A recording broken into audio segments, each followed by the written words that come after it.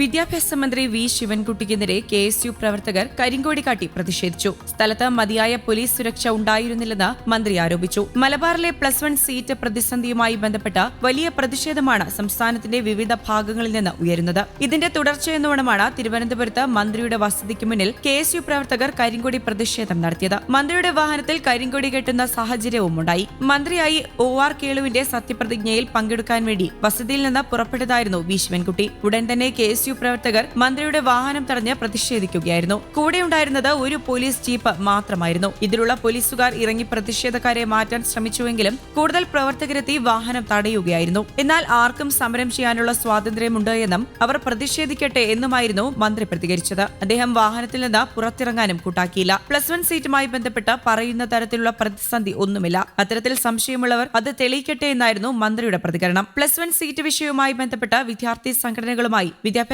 മന്ത്രി വി ശിവൻകുട്ടി ചർച്ച നടത്തുമെന്നും അറിയിച്ചിട്ടുണ്ട്. ചൊവ്വാഴ്ച തിരുവനന്തപുരത്ത് വെച്ചായിരിക്കും ചർച്ച നടക്കുക.